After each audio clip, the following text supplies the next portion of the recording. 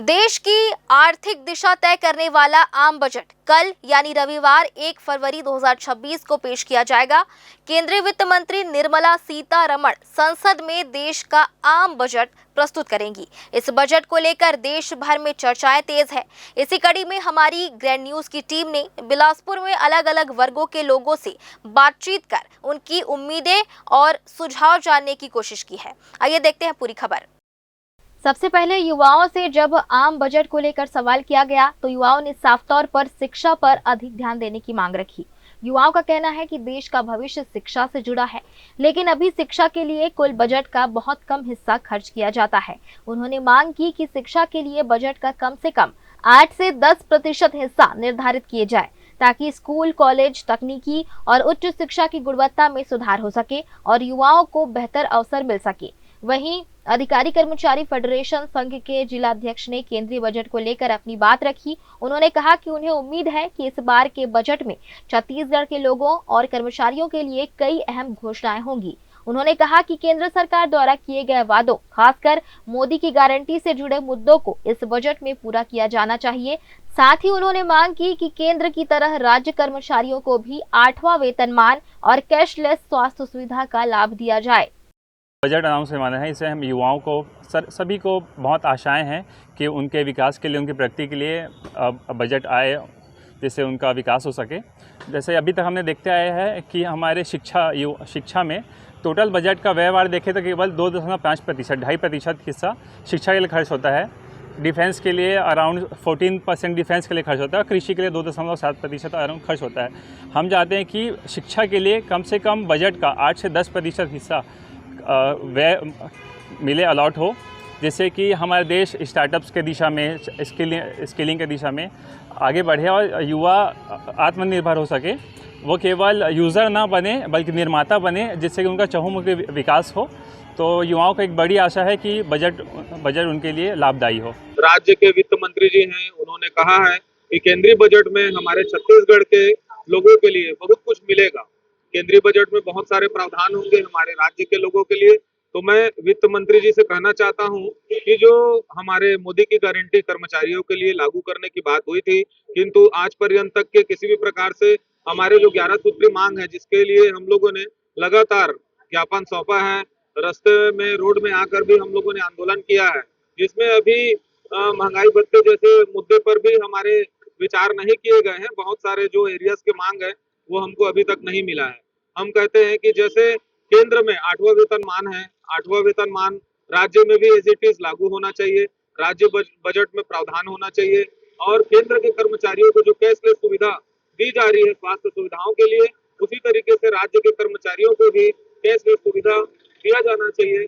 हम वित्त मंत्री जी से मांग करते हैं कर्मचारी संघ की ओर से कि वो राज्य के बजट में यह प्रावधान लागू करे, जिससे जो है बजट संतुलित रहे कर्मचारियों। आज जो महंगाई की मार से आम जनता बहुत परेशान है और जो एक मध्यम वर्गीय परिवार है वो तो बहुत ज़्यादा जूझ रहे हैं। आज स्कूलों की फीस पटाने के लिए घर का उन लोग को लोन लेना पड़ रहा है, अपने घर के सामान बेचने पड़ रहे हैं। तो स्कूल जो है उनकी फीस पर लगाम लगाना बहुत ज़रूरी है। और जैसे आपके घरेलू उत्पाद हैं उनके भी रेट कम होने चाहिए, जिससे घर का, जैसे महिलाओं के किचन का पूरा बजट बिगड़ चुका है, तो वो भी चाहती हैं कि हमारा किचन कम बजट में हो जाए। तो मैं चाहता हूं मंत्री जी से कि शानदार बजट लेके आए जिससे हर आदमी उत्साहित हो और उनको बधाई दे। देखिए, बजट से मेरी जो उम्मीद है कि बजट निश्चित तौर से जब सरकार बनाती है तो वो एक ज़्यादा बड़े वर्ग का ध्यान रख करके बनाती है कि सबको फ़ायदा पहुँचे। पर एक शिक्षा जगत से आने के नाते मैं अपील करना चाहता हूँ सरकार से कि जो भी आप कोचिंग शिक्षा के संस्थानों पे 18% जीएसटी अभी लग रहा है, जबकि शिक्षा एक बहुत ही निहायत ज़रूरत वस्तु है। एक आम इंसान का बच्चा भी आज कोचिंग में जा कर के पढ़ता है और वो 18% का बोझ सीधा सीधा उस पालक के ऊपर जाता है। तो मेरा निवेदन हमारे वित्त मंत्री जी से है कि कृपया आप इस पर ध्यान दें और स्टेट की जो जीएसटी है वो आप 18% से नीचे ला करके 5% करें, ताकि बच्चों की पढ़ाई का बोझ माता पिता के जेब पे ज्यादा ना पड़े। व्यापारियों से बातचीत में जीएसटी सबसे बड़ा मुद्दा बनकर सामने आया। व्यापारी संगठनों का कहना है कि जीएसटी व्यापारियों के लिए बड़ा बोझ बन चुका है। रिटर्न फाइलिंग, R1 और अन्य प्रक्रियाएं काफी जटिल हैं, जिससे व्यापारी मानसिक दबाव में रहते हैं।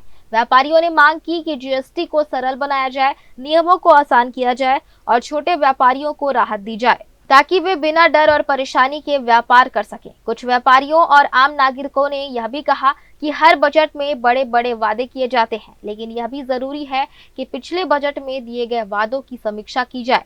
उन्होंने सवाल उठाया कि जिन योजनाओं के लिए पैसा आवंटित किया गया था वे जमीन पर कितने सफल रहे। लोगों का कहना है कि केवल विज्ञापनों पर खर्च करने के बजाय शिक्षा, विज्ञान, तकनीक और रोजगार पर ज्यादा ध्यान दिया जाना चाहिए ताकि देश आत्मनिर्भर बन सके। चाहूँगा कि जो जीएसटी है, जो व्यापारियों के लिए सबसे बड़ा बोझ है आज की डेट में। सबसे पहले व्यापार जितना करता है उतनी टेंशन व्यापार के खाते भाई और जीएसटी की चिंता कर। जीएसटी का सरलीकरण होना चाहिए और सरलीकरण भी ऐसा होना चाहिए कि सुगमता से व्यापारी दे पाए। उसके पीछे R1 R ये सब जो आ रहे हैं, व्यापारी उससे ज़्यादा कहीं टेंशन में रहता है कि अकाउंट बनाना है, ये करना है, तो उसका सरलीकरण होना चाहिए। और व्यापार में अभी जैसे जीएसटी में उन्होंने कुछ जैसे घटाए भी हैं, 5 को 18 को 5% किए हैं और कई जगह 24 को 18 किए हैं, तो उसमें भी अभी व्यापार का इतना सरलीकरण का आया नहीं है कि उससे कोई अच्छा व्यापार में कोई फ़र्क पड़ा हो, ऐसा अभी तक लगा नहीं है। तो व्यापार का सरलीकरण के लिए जीएसटी पे बजट सत्र में ज़रूर ध्यान देना चाहिए। दूसरा, आज जो छत्तीसगढ़ की हालत है रोडों की और ये जो मुफ्त का राशन दे रहे हैं, इसमें दिन ब दिन व्यापारियों की तो हालत ख़राब हो रही है, तो उसके लिए ज़रूर सोचना चाहिए शिक्षा और सड़क और इन सब के ऊपर। कि बजट पेश करने से पूर्व कम से कम 1 हफ्ते तक जो पूर्व के बजट रहे हैं उनकी समीक्षा होना चाहिए कि शासन ने इतना पैसा दिया था, इस बजट के लिए इतना दिया था, ये उम्मीद रखी गई थी कि ऐसा ऐसा होगा इस बजट के माध्यम से, तो उसमें हम कहाँ तक सफल हो पाए। परंतु यह शासन की मंशा ही नहीं रहती थी है कि जो भी हमने पैसा दिया, जो दिखाया, जो सपने दिखाए जनता को कि ये पूर्ण होंगे, तो उसके ऊपर कभी भी काम कोई भी सत्ताएं नहीं करता है। ये बड़ी दुखद बात है। बड़ा गरीब मुल्क है हमारा, जहाँ 82 करोड़ लोग 5 किलो राशन पर निर्भर हैं। उनके लिए हम क्या कर रहे हैं?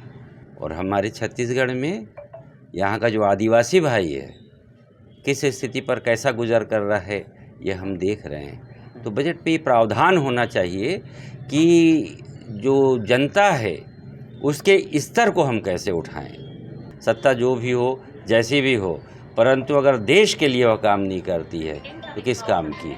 हम सेठों के लिए नहीं बने हैं, हम बड़े उद्योगपतियों के लिए नहीं बने हैं। हमें सत्ता पर यहाँ की जनता ने लाया है और काम जो होना चाहिए, बजट जो बनना चाहिए, यहाँ की जनता के लिए बनना चाहिए। खनिज के नाम पे वहाँ पर आदिवासियों को निकाला जा रहा है, जो पेड़ों को काटा जा रहा है, तो इससे वहाँ के लोगों का क्या फ़ायदा, इस छत्तीसगढ़ का क्या फ़ायदा होगा। थोड़ी सी रॉयल्टी बस मिलती है और कहाँ जाती है पता नहीं चलता। 1,65,000 करोड़ का बजट रहा है छत्तीसगढ़ का, जिसमें 55 लाख करोड़ रुपए तो सिर्फ पेंशन में और तनख्वाह में निकल जाते हैं। तो ये बड़ा सोचनीय है कि हम किस ओर देश को ले जा रहे हैं। विज्ञापन में हम पैसा खर्च करते हैं, तो हम कहाँ लेकर जा रहे हैं। यहाँ की देश की जनता को बढ़ाने के लिए प्रयास होना चाहिए, जैसे चीन में हुआ, जैसे जापान में हुआ, और उस ओर हमारी सोच होना चाहिए। साइंस जो है उसमें हमको आगे बढ़ना चाहिए, परंतु हमारी दिशा वैसी है नहीं, इसलिए दशा जो है हिंदुस्तान की खराब होते जा रही है। ये बजट ऐसा होगा कि राहत मिलेगी और जो सरकार की तरफ से पहले जो योजनाएं आई हैं कल्याणकारी, वो और उनका विस्तार होगा। लेकिन प्रमुख रूप से फोकस की उम्मीद है किसानों को लेकर कि छत्तीसगढ़ में चूँकि करीब 60 से 70% लोग खेती पर रहकर बसर करते हैं, ऐसे लोगों के लिए कोई ऐसी नई स्कीम, नई योजना आए जिससे ये छत्तीसगढ़ के किसान वो आत्मनिर्भर भी हो सके और उनका जो आमदनी है उनकी वो आगे और भी बढ़ सके, जिससे वो बाकी लोगों की बराबरी कर सके। ऐसे बजट में प्रावधान होंगे ऐसी उम्मीद कर रहे हैं। उसके साथ ही ये रेलवे का बहुत बड़ा केंद्र है बिलासपुर। हम उम्मीद कर रहे हैं कि बहुत दिनों से ये मांग रही है कि कई स्थानों के लिए यहाँ से नई रेलगाड़ियाँ शुरू होने के लिए, तो ये नई रेलगाड़ियाँ भी की सौगात हमें मिलेगी, ऐसी उम्मीद है।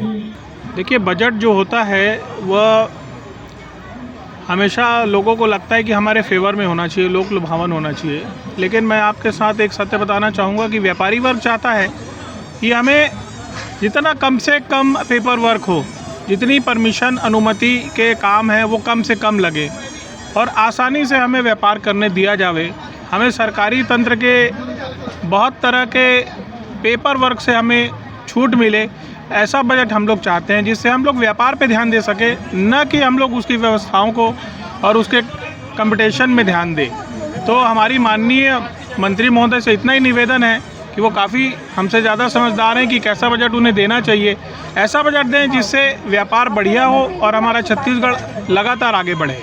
इस बीच भारतीय जनता पार्टी के जिला अध्यक्ष ने भी बजट को लेकर अपनी प्रतिक्रिया दी।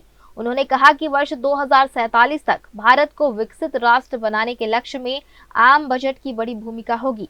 उन्होंने विश्वास जताया कि यह बजट देश के विकास को नई गति देगा और छत्तीसगढ़ की इसमें अहम भूमिका रहेगी। इस देश के प्रधानमंत्री बने तब से लेकर आज तक देश तेजी से विकास कर रहा है और हमारे देश की प्रधानमंत्री जी ने यह इच्छा जाहिर किया है जिसमें आम लोगों को भी भागीदार बनाया गया है कि 2047 तक यह भारत विकसित राष्ट्र बनेगा। उसी दिशा में यह बजट जो आने वाला है 1 तारीख को, वह भी एक बहुत अच्छा बजट होगा और छत्तीसगढ़ को एक बहुत बड़ी भूमिका इस बजट पे रहेगी। आम बजट को लेकर बिलासपुर में युवाओं, कर्मचारियों, व्यापारियों और राजनीतिक वर्ग सभी की उम्मीदें जुड़ी हुई है। अब देखना ये होगा कि कल पेश होने वाला बजट इन उम्मीदों पर कितना खरा उतरता है। ब्रेड न्यूज के लिए कैमरामैन गोलू कश्यप के साथ भारतेंदु कौशिक की रिपोर्ट।